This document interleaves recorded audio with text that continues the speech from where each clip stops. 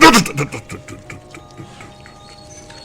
Après avoir effectué son premier voyage interdimensionnel grâce au pouvoir du sceptre mystique, notre héros atterrit en plein cœur de la légendaire forêt de Sherwood. Vu la tronche que ça, c'est plutôt un bois ton truc, hein. Si tu préfères, la légende en a fait une forêt. Ah alors, si c'est la légende qui le dit... Dans cette dimension, c'est le printemps. Eh ben, je me disais bien. Quoi donc? Eh ben, fait beaucoup plus chaud que chez moi. Et alors? Eh ben, t'aurais pu prévenir. Chaud-froid, c'est quoi choper la crève, ça. Tu es incroyable! Pourquoi? Tu voyages entre les dimensions, et c'est là la seule chose qu'il te semble bon de souligner. Bah écoute, je sais pas où je suis ni ce que je dois y faire, alors... Voilà une bonne question. Mais j'ai pas posé de question, moi. Tu es ici car tu dois y rencontrer le mage l'ironie. Ah, c'est le fameux type, là. Il te renseignera sur ta quête. Ok, il est où, le Gugus? Dans sa cabane, au fond Du jardin. de la forêt, Du bois. si tu veux.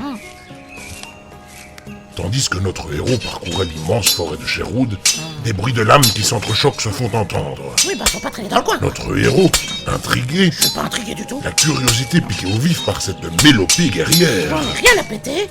décide d'aller y jeter un œil discret. En théorie, quand ça castagne dans un coin, pour sauver ses miches, faut aller dans le sens opposé. Il se rendit donc d'un pas ferme, décidé, Ok, j'ai compris, le narrateur veut m'envoyer au casse-pipe, c'est bon, j'y mais vais. discret.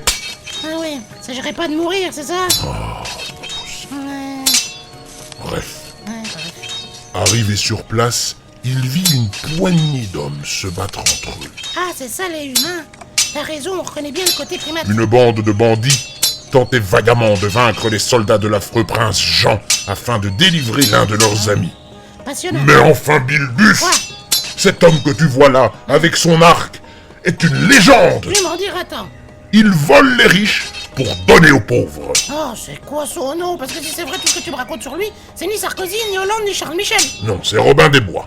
Robin des Bois, bah le mec qui vit dans un bois, il s'appelle Robin des Bois, il s'est pas foulé. La bataille s'achève et le valeureux Robin, égal à lui-même, laisse les soldats s'enfuir, désarmés, sans les avoir blessés. Profitant de cette accalmie, notre héros décide alors... Oh, un lapin! Qu'est-ce que tu fabriques encore? Mais regarde, j'ai croisé un lapin, il est méga sympa, regarde sa petite frimouche. Je crois qu'ils l'ont vu aussi. Hein? Mais il vise le lapin!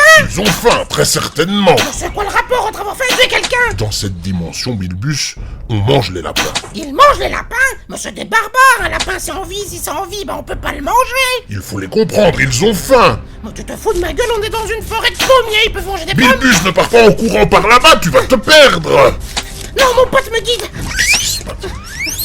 Notre héros décida de sauver la pauvre créature et se mit à courir pour leur échapper.